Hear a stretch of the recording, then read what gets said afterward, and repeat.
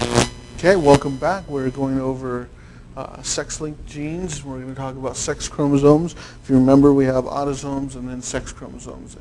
And we'll talk a little bit about what's going on there and why people say that if your grandmother's bald, you're going to be bald and things like that.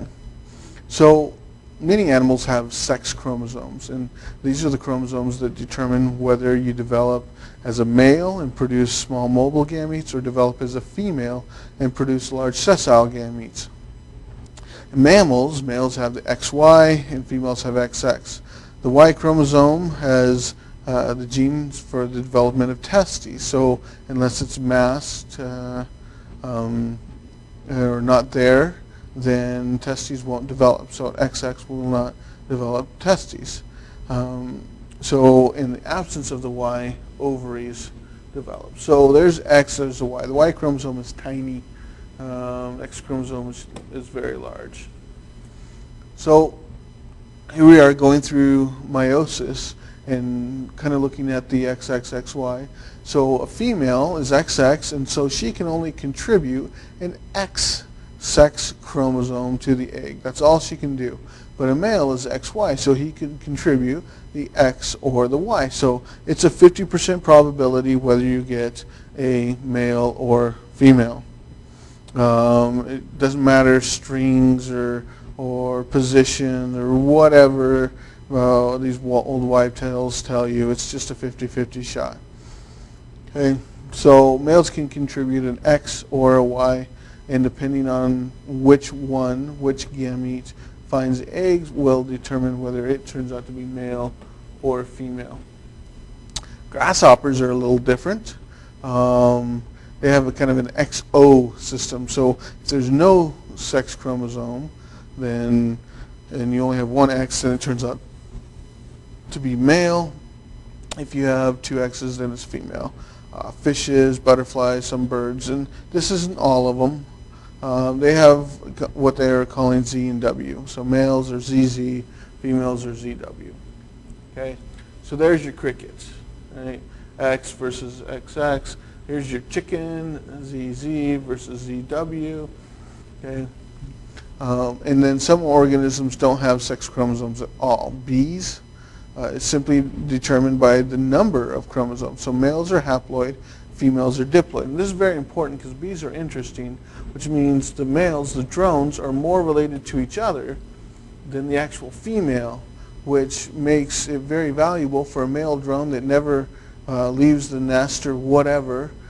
He'll gain just as much fitness as any of his brothers mating with a female. So it makes sense for him to just simply do his job and not fight for the female.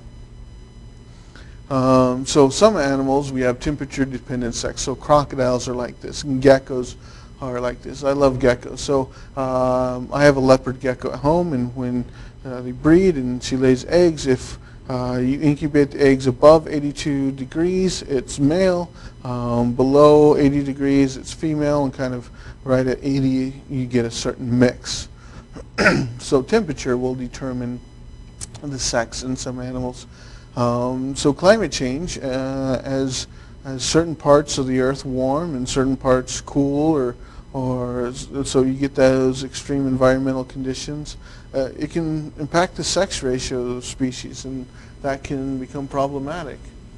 So sex-linked genes could be on either the X or the Y, but the X is much larger and has a lot more genes unrelated to sex. So the inheritance of white-eye color in the fruit fly, we're going to look at that, and that's an X-linked gene. So if the mother has one X with the white eye, she's not going to express it, but if she has two X's with the white eye, then she'll express that white eye and can only contribute that. So here's a male that has white eye, and that's all he can contribute when he contributes the X chromosome. So if you get a female that is a carrier, then she can produce white eyes. But if not, if she's not a carrier and it mixes with that X from the male, you are still going to get your red eye. But if the female has white eye and the male doesn't have white eye and he contributes a Y, then that male is going to have white eye. So there's a higher probability the males will because of the way it's inherited on the X. And that's kind of what this is showing. So the female is heterozygote, but the male can only contribute a Y or an X. And if he contributes a Y and it matches with that little r, you're going to get white eyes. And so here's the opposite where the female is carrier and the male demonstrates white eye. And in this case, you get some males and females with both white eyes. So most atypical expressions are seen mostly in males because of that XY thing. You don't have a second X to mask the allele, and it's usually a recessive trait. So a male getting a single X-linked recessive allele will have that atypical expression. But the female has to receive it from both parents. So males are more affected than females in this. So some of atypical expressions are hemophilia, which is lots of bleeding, red-green color blindness, and muscular dystrophy.